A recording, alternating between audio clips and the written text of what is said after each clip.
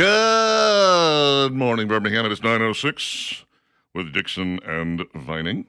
We are looking at the 27th of August of 2026, and we got about a 30% chance rain today, 40% chance tomorrow, then tapers off over the weekend. Highs in the upper 80s, and should be relatively nice by Saturday, Sunday. We're going to be looking at some pretty good stuff. I hope. We shall see. I cannot believe that it is already September. I mean, it is. We're there. Four We're days just away, about right? there. 4 days away. Yeah. September 1st is this coming Tuesday. Mm-hmm. Can you believe that? Suddenly Wow. we're in my birthday Football month. season, y'all. Fall is almost here in football. And this weekend is going to be the last one before Labor Day weekend, which is the following weekend. And That's correct. you can probably count on a good furniture sale at Flipsies for Labor Day weekend. Why not? They do it all the time. I'll tell you exactly what it is once Jet gives me the info, but 2 locations. We're talking about Irondale, 1811 Crestwood Boulevard, and then you've got the one in Hoover that's on Highway 31 next to 2nd and Charles, right across from the Galleria. Now, when you go to Flipsies Furniture, you are going to run across some very helpful people, but they'll actually, I mean, when I was there, they're like, do you want me to walk with you? Or do you want me to hover? Do you want me to stay here? Do you just want to shout out? I'm like, I do my own shopping. Thank you very much. I'll go find what I want myself. Okay, great. Works out perfectly. I was at the Irondale store, 28,000 square feet of showroom. I also already figured out pretty much what I wanted because I went to the website, flipsiesfurniture.com. What I didn't understand was, A, there was more in the basement, and I found that out. And B, what I found in the basement was exactly what I wanted. And I threw over the stuff that I had seen on the web. Well, it happens. It was slightly more expensive than the stuff on the web, but it was more perfectly suited to what it was I needed. And man, oh man, that white glove delivery, I'll never forget it. You're crazy if you use any other method of getting your furniture home. Talking about Flipsies Furniture, 2 locations, one in Hoover, one in Irondale. Online, of course, at flipsiesfurniture.com. It truly is designer furniture at wholesale prices. And now it's time for the Daily Obituary with Steve. It's Steve's turn. It does seem that way indeed. Yesterday found out about the death of actor Tim Curry, born Timothy James Curry, April 19th, 1946, in Grappenhall, Cheshire, England. Son of a school secretary and a Royal Navy chaplain, the younger of 2 children. His father suffered a stroke when Tim was only 11, later died from complications of pneumonia, and his mother moved the family to South London, where Tim was enrolled in boarding school. He was noted as a talented singer, soprano range actually, but while he loved performing that way, he decided acting might actually be a better road. Graduated from England's University of Birmingham with a bachelor's in English and drama in 1968. Was quickly cast in the original London cast of Hair later that year. He was in that production, and there he met a gentleman by the name of Richard O'Brien. O'Brien had an idea coming into mind and began to pen what became the Rocky Horror Picture Show. Molded the character of Dr. Frankenfurter with Curry in mind. Curry later said that when he saw the script, he thought, boy, if this works, it's going to be a smash. Play-wise, yeah. Movie-wise, could be questionable. Either way, while he tried different things for the character, it continued to evolve from just a lab doctor into a mad scientist and, as it turned out, transvestite. On stage, it was a huge hit in London, led to the movie adaptation that came out in 1975. Less of a hit, but the cult following, let's face it, made Curry famous. Later, 2016, they did a TV remake of the production. Curry reappeared, but he shifted into the role of the criminologist/narrator. Back to his early part of his career, he returned to stage acting after that, bounced between London and New York City, but also started to get some roles on TV in Britain. And then his movie career started to gel. Movies like 3 Men in a Boat, Times Square, the 1982 version of Annie, later being cast in the Ridley Scott film Legend, mainly because Scott had seen Curry in Rocky Horror, thought he'd be perfect for the role. Switched gears effortlessly, becoming the butler in the film of the board game Clue, all the while continuing his stage work. But more and more movies came his way.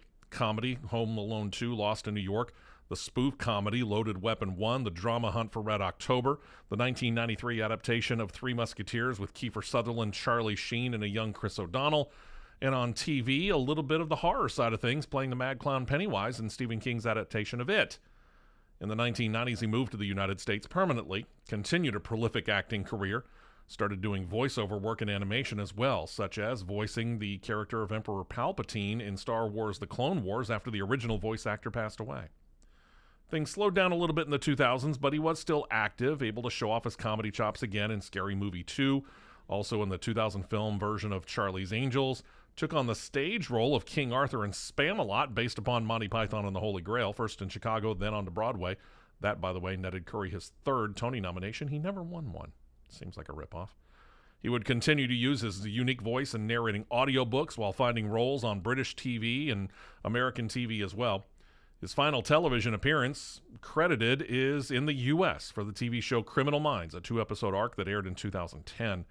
His last major film role came that same year in a little-known film called Burke and Hare. Was slated to return the stage but had to back out of a role in 2011, citing his health. In the end, think about this now.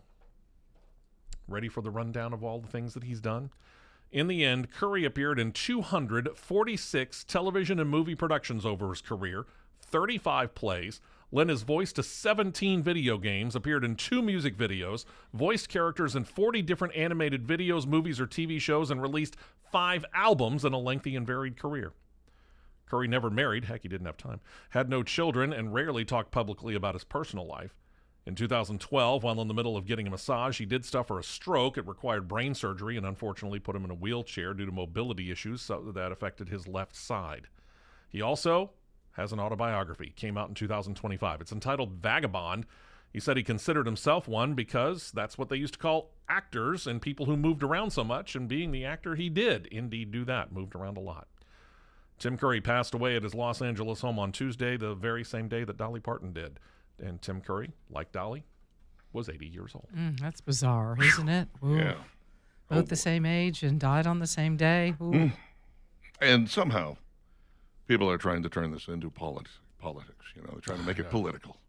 I wish they wouldn't do that. Why does everything have to be political? It doesn't. No. We're in a weird stage of Stupidity. On social media, that just is where it goes. I loved the Tim Curry album, Fearless. It was really, really good. It had probably the big hit on it was I Do the Rock, but also SOS was on there, and Paradise Garage. Really great song that I worked up with my band at one point years and years and years ago, and nobody knew what it was. I was like, "What? Oh, you guys don't know this? This is such a great song." Anyway, he was the voice of Nigel Thornberry on The Wild Thornberrys, and I know that because I used to watch it with my daughter 30 years ago. There you go. Maybe 25 years ago. That was the cartoon with the little girl who could talk to animals. Yeah. And I'm trying to think of any other fun fact I know about Tim Curry. But when I heard that he had played Amadeus and he played Mozart, Wolfgang, in London's West End, and Ian McKellen played Salieri, I was like, where was I? How did I miss that? Well, it was 1984. I was in my very first radio job, and I wasn't going to fly over to England just to see a play. But, man, could you imagine that? That's like a dream cast right there. Yeah, both nominated for the award for their particular roles. Ian McKellen beat out Tim Curry for that award, by the way. Of course he did. Oh, so wrong. 9:14 with Dixon Venning. Thank you, Steve. Can we maybe just stop the death for a minute? I'd like to see that happen. Stop. Sure. Can we stop that feel for like a little it's bit? like 2 weeks of this. Yeah. Steve wants to talk about racing again. Yeah. something. I'm talking movies tomorrow. Oh, yeah, that's good. right. I don't care who dies. I'm talking Coyote and Acme tomorrow. I cannot wait to hear how you like that.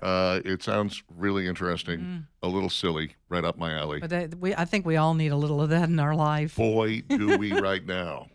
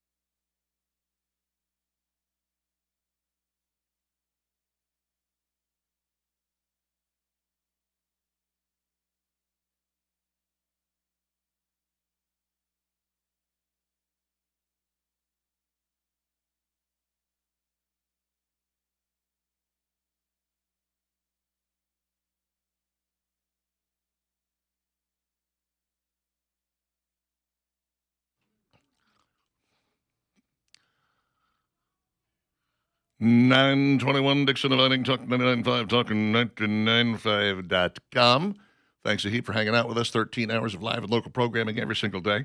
I believe Skippy is going to attempt to do a little radio show today. Skippy is, we have communicated this morning, and yes, he is going to come in and give it a shot. He said his voice is a little scratchy, but he's going to try to muddle through. So he may need a little help today, a little propping up. He needs a little help every day. Yeah, Let's face the facts. Yep. All right, so maybe a little rain later on today. We had a big old rainstorm yesterday.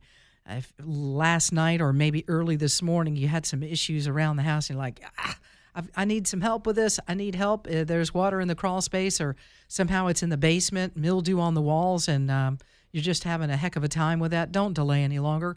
Call David Fevid and Be Dry and the guys there at 942-1976 and let them assist you with fixing this. Foundation, man, oh man, sometimes when you get water and things aren't working right around your home, there's cracking in the foundation.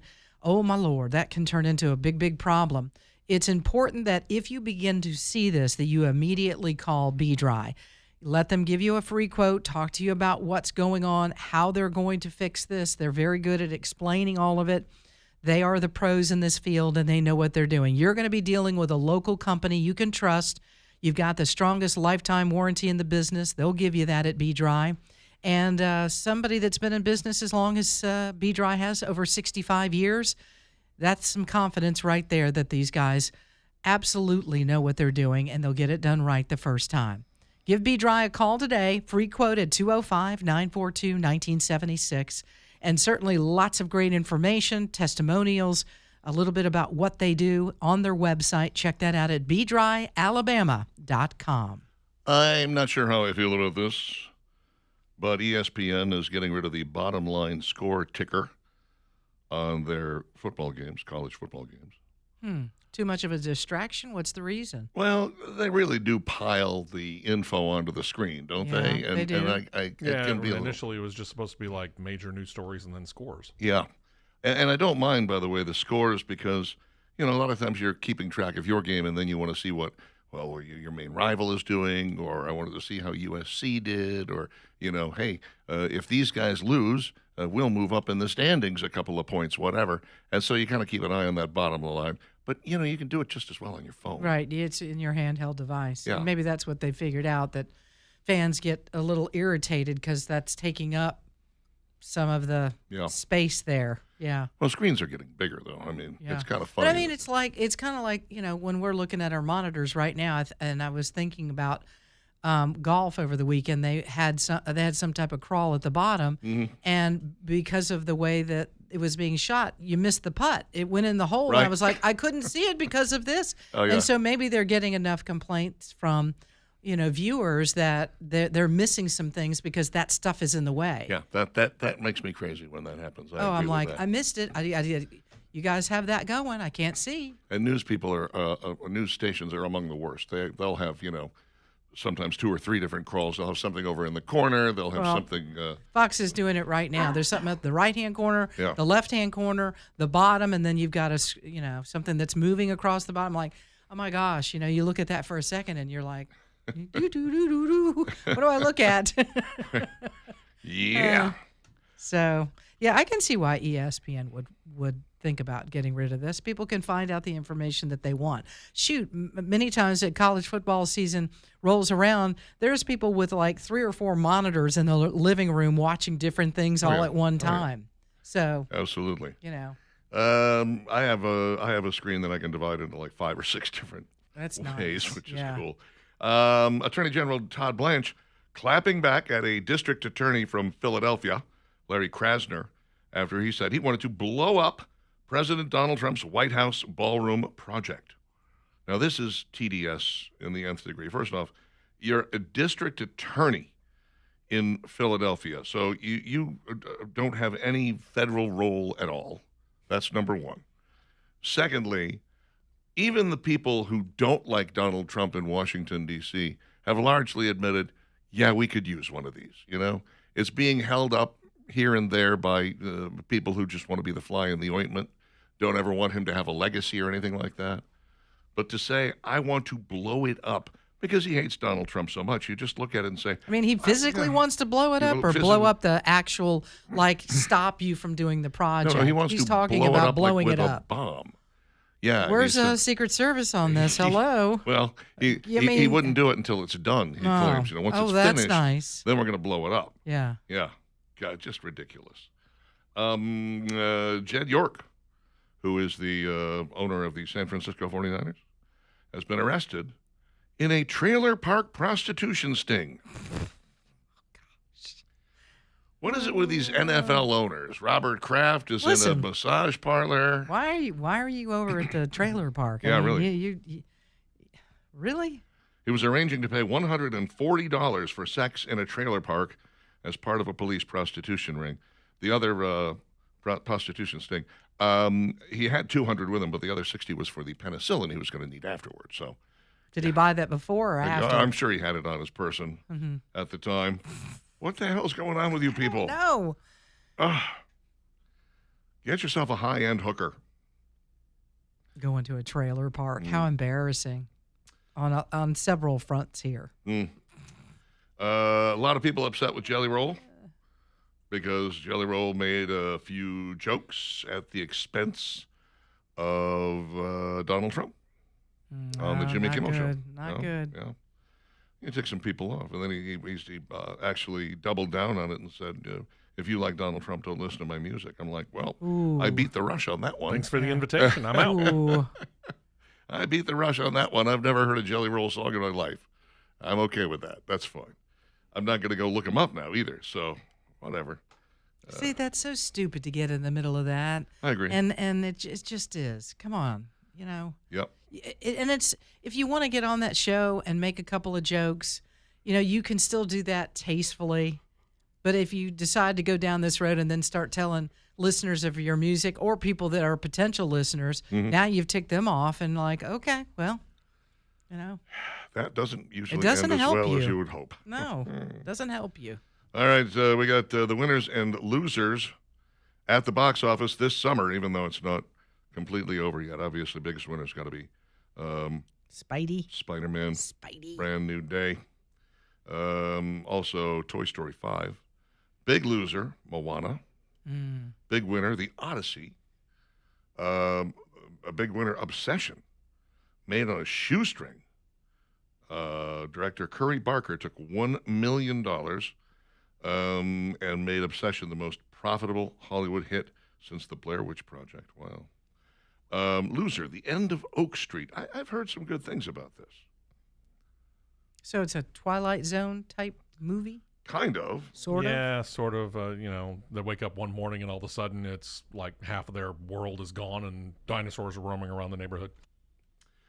Here's a loser that we forgot existed, The Mandalorian and Grogu. Oh, Oh, yeah, yeah. not good. Just recently, I think, showed up on Disney Plus. If I remember. I think you're right about that. The Devil Wears Prada 2, they had this down as a winner. I heard terrible things I did- about it. yeah, I didn't as I go to see recall. it They for may be that. just going by box office numbers. Maybe so. I'm trying to figure out what the box office numbers were here. Okay. And Scary Movie 6, big winner.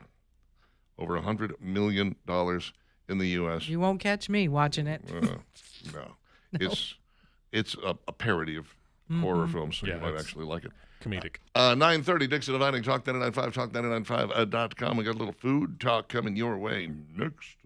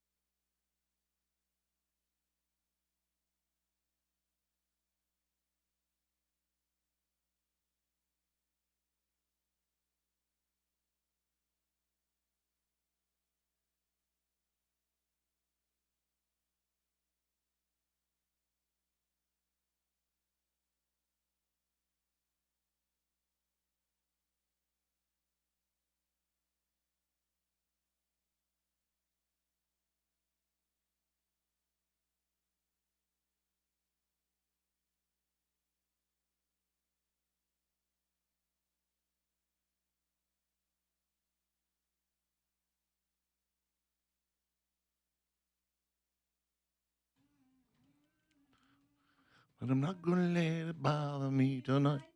ARS.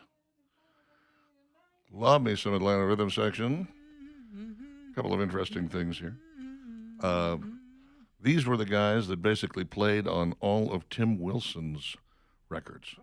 He started hanging out with them when he was about 14 years old. He'd go into the studio, and sometimes he'd sleep on the sofa there and, kind of ingratiated himself with the band. So when he started doing comedy records, he just got the band to come in and perform the backup for him. And they were largely uncredited that way on the albums, which I thought was interesting.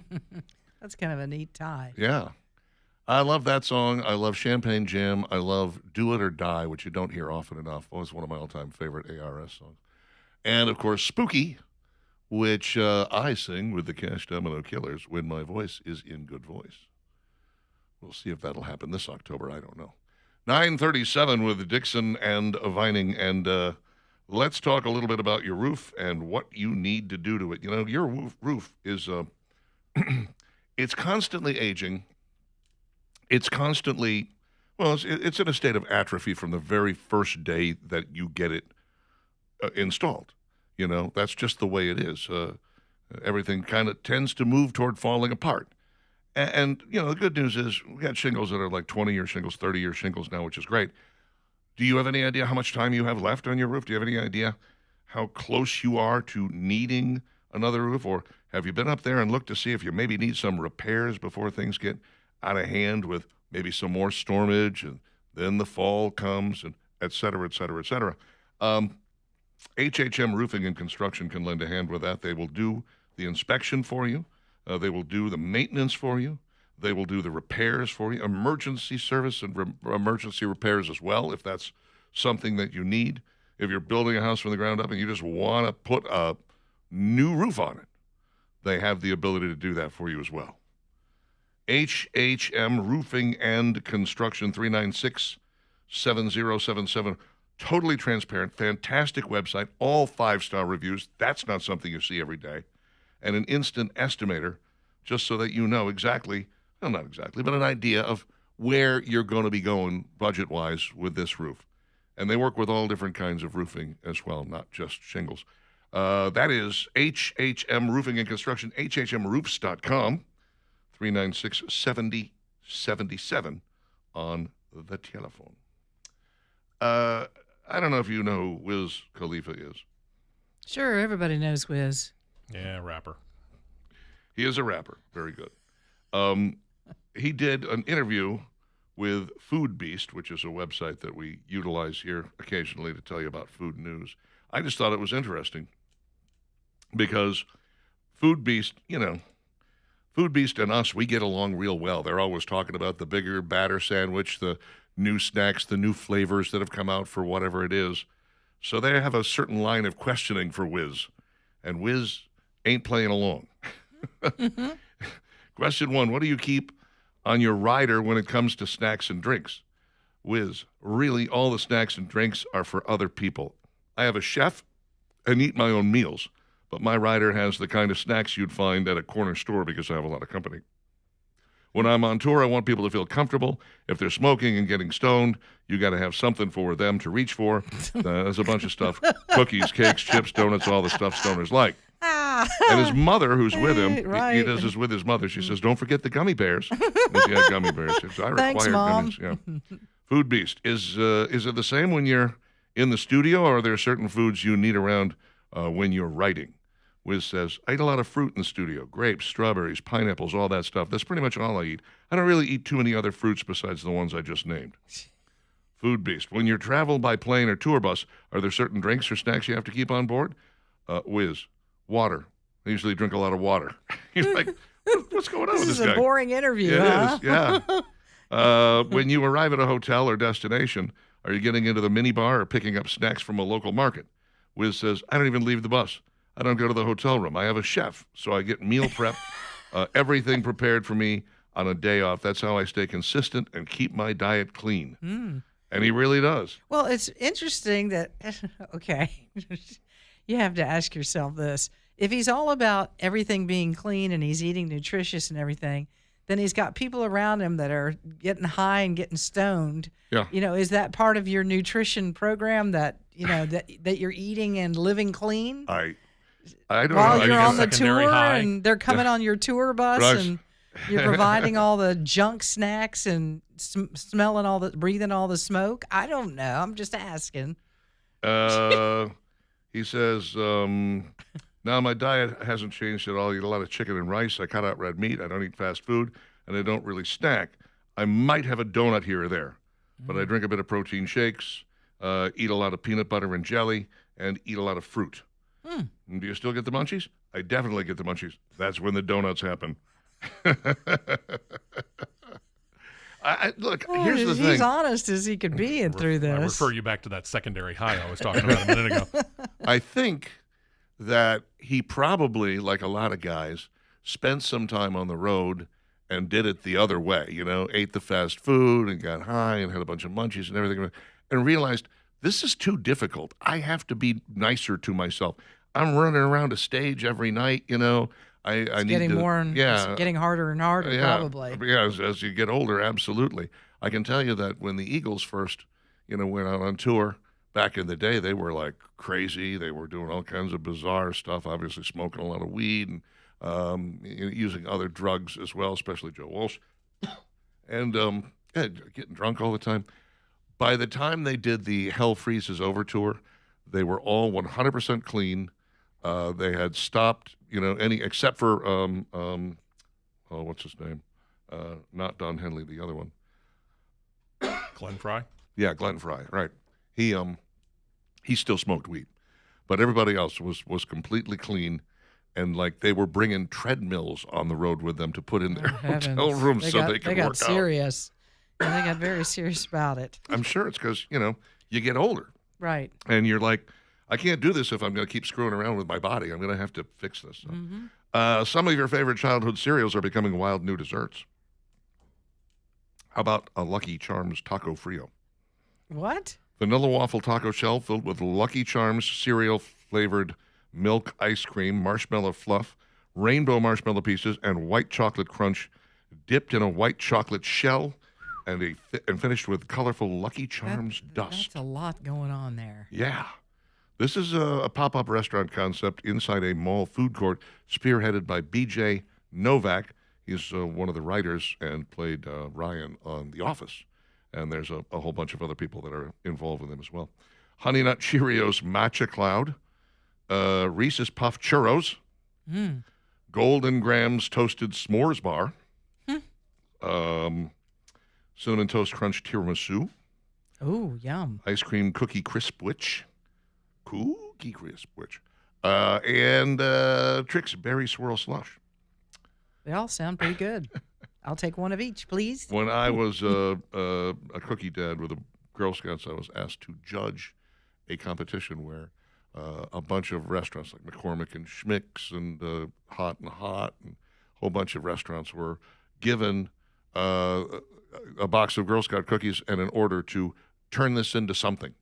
And some of the most amazing desserts you would ever find. These things were so involved, and yet the cookie flavor was still very clearly there. I think it was McCormick and Schmick's that won because it was really good, and it involved my favorite. I miss that cookie. restaurant. I wish Yeah. it was still there. Sad, I used to isn't it? love eating there. Mm-mm. It's good. That's okay. You got automatic seafood now. Yes. PBR just made the most resourceful Halloween costume at the party. It's their 12-pack box, Uh-huh. and they just put Jason's hockey mask on the front of it. So you cut out the eyes and you just put the box over your head, and you're Oh, like, is that it? I'm Jason. Sure you are. With a Pabst Blue Ribbon written on it. Yeah, we could tell by the beer case sitting on your head. This is not Chucky. That's all I know. Yeah. They caught Chucky I did. They caught him. finally while you were gone. Yeah, I know. I think I was very instrumental in that. Were you? Yeah. They're like, we're waiting for Richard to leave the airwaves before we go get him. Gee. Pumpkin spice season has become virtually unavoidable, but Reese's has found a loophole. Make a pumpkin latte without any actual pumpkin. Reese's is teaming up with the viral coffee brand The Nitro Bar for the new Reese's Pumpkin PB Whip Latte, a limited edition fall drink inspired by the chocolate and peanut butter flavors of Reese's Pumpkins. Despite the name, this isn't another pumpkin spice latte. The pumpkin comes from Reese's iconic pumpkin-shaped Halloween candy, with the drink instead leaning into the combination of peanut butter and chocolate. Looks like it's about 4,000 calories. It does. Easy.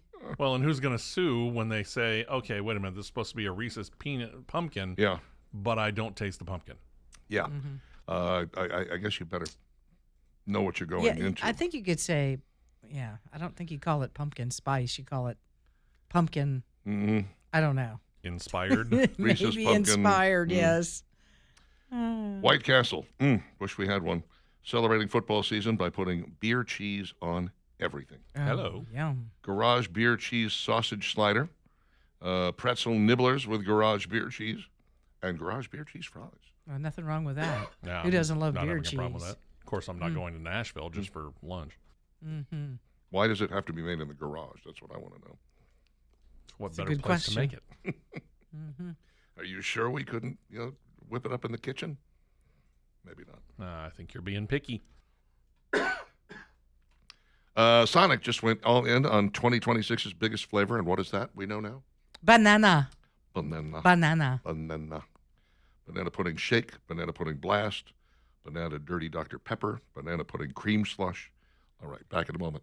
Man, they're all over that, aren't they? Good grief.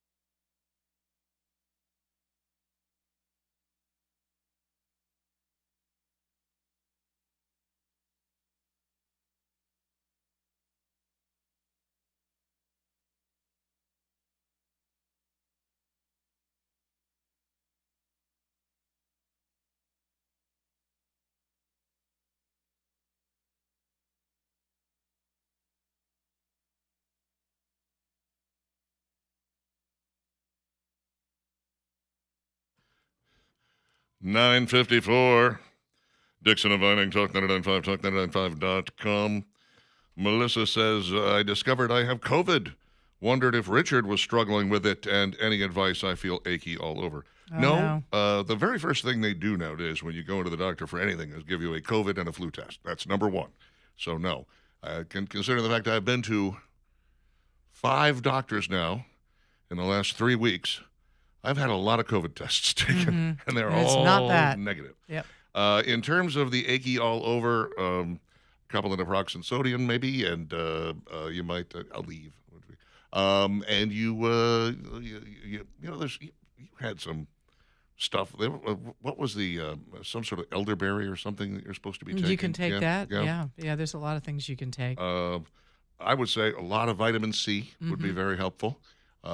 Chug some OJ, and then get lots of sleep. Yeah. Just sleep. hydrate too. By the way, very important. Let's see. Referring to the Texas teacher who was having students come over and do yard work for her. Mm-hmm. She must have been a home ed teacher. See I what wonder they if we did can there. find that. Yeah, got it. Grumpy Old Goat says, where were all those teachers when I was in school? I have the same question. They were probably hitting on students that weren't us, G-O-G. That's what it sounds There's like. that. Yeah. I don't think any teacher would have looked at me and been like, oh, there's a guy that I want to get with. Like, I was a goofy nerd in high school. Wilson says, Richard, we do not need a weekend at Richard's. Do sit on the bench at Lake Wabasha. Need you to stay around and be well. Is that a Grumpy Old Men reference? No, it's Weekend at Bernie's. Weekend at Bernie's, is that? And Lake Wabasha is also in that movie. I've never seen Weekend at Bernie's, got to be honest with you. Never seen it. Maybe? I can't remember the name of the place. Okay. Just think, Richard, only 4 more days till you start decorating for Christmas. Thank you, Jay. Got to start in September. That is not true. Let's see. Apparently, the San Francisco 49ers are changing their name to the 69ers, says Sam. Very funny, Sandy. Very funny. Jerry, the angry trucker, in celebration of my excellent stress test results, Congratulations. my daughter is graciously allowing me to treat us to a day out Saturday. First, we're going to the market in downtown Birmingham. Then for lunch, we're going to Mr. P's. And then we're going to see Coyote versus Acme. Oh, that's a you great go. great day out right there. Fun day Sounds right like there. a lovely father-daughter day. Eris was a great band song at Banks High School back in the late 70s. Oh, you performed that ARS song was- well. Okay, I can say that. Barnaby. What is this? I'm not sure what that's referring to. That's a Taurus firearm. Somebody sent us a picture of a gun. Are we being threatened? What's Is that what's all going about? on there? Hmm? That was Richard the cop. Oh, I have no okay. earthly idea. Dixon and Vining's question of the day.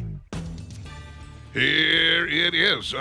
Name an actor who just happens to be a good singer. In other words, not somebody who was trained in singing or somebody who, was hired specifically for their voice. I know a couple of actors that can't sing at all. Mila Kunis cannot sing. She cannot carry a tune in a bucket. David, the guy from Saturday Night Live, David Spade? David Spade, cannot sing. Cannot sing at all. I mean, he's tried in a couple of movies. Just like, you should stop that right now. What do you got, Steve? Oh, the first guy that came to mind, I don't know whether he's professionally trained or not, but it's the man who we mentioned just a little bit ago, Hugh Jackman. Yeah, he's been a musical freak for years and years and years.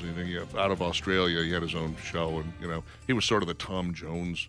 Oh wait, no, Tom Jones was the Tom Jones of Australia.